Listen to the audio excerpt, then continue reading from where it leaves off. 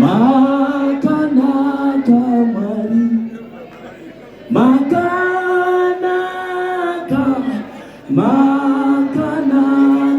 Mwari,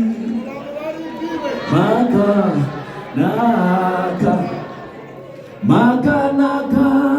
Mwari makanaka mambo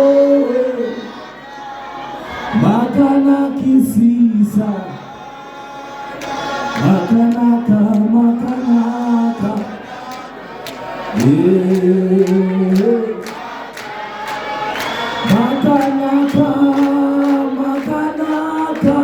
Mwari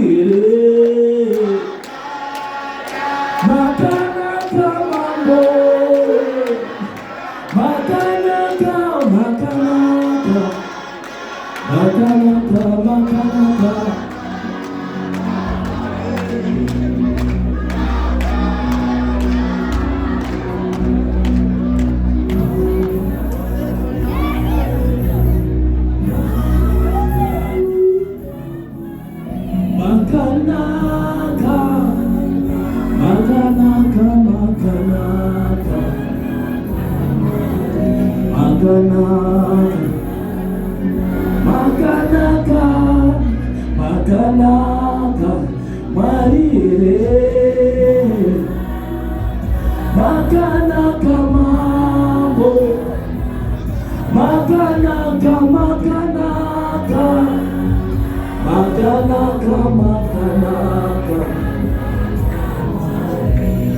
Right, thank you ladies and gentlemen for coming tonight. My name is Tekina.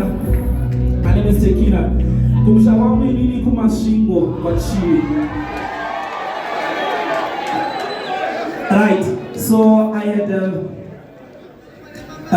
third time ndiri kumusha kwenu ndakarwara ndikavharika nzeve dzikaita deaf. I became deaf growing up. Andizvikangani musoro mangu, mai vangu vachinda neni kumapostori ndichinamatirirwa kuti ndiite zvakanaka. Ndakabva ndangofunga ndikati rega ndinyore song yekufunga makuriro andakaita yandinenge chiti ndikafunga kwandainge ndiri wakandisimudza muguruva ndikarangarira zvandainge ndiri wakandinonga kumarara vakarangana hanzi tapedza naye murume une simba ndokuzviramba vakagara dare vakacherwa gomba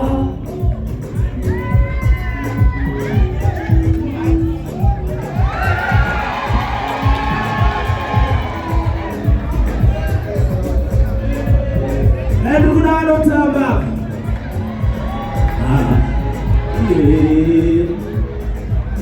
ndikafunga kwandainge ndiri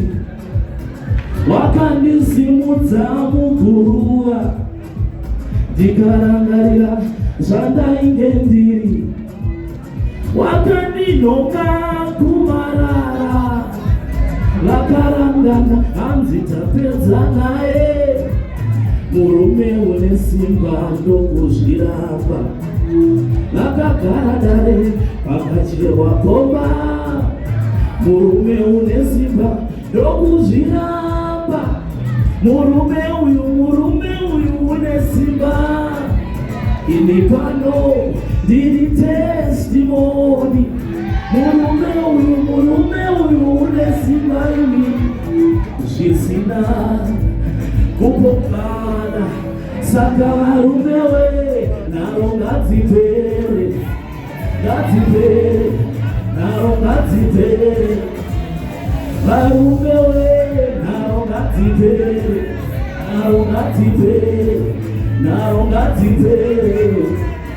varumewe naro ngadzipere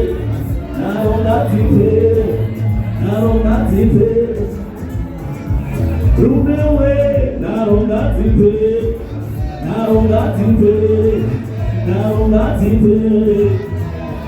wakandimura muchoto varume ndakatsvagwa naye kumatope, ndiri pano ndakanhuwa rufu ivi, wakanditirarama ndakanga ndofa, vakarangana hanzi tapedza naye, murume une simba ndokuzviramba, vakagara dare vakacherwa goba, murume une simba ndokuzviramba, murume uyu une simba, inini pano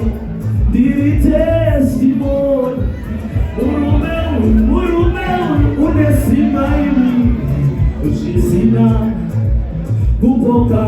saka varume we narongadzipe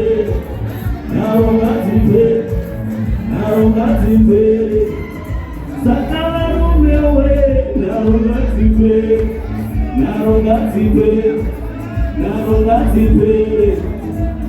avarume we narongadzipe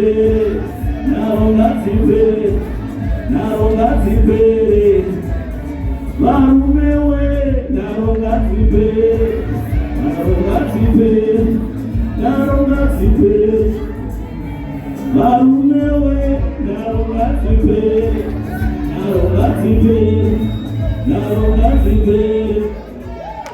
Saka ndakatifunga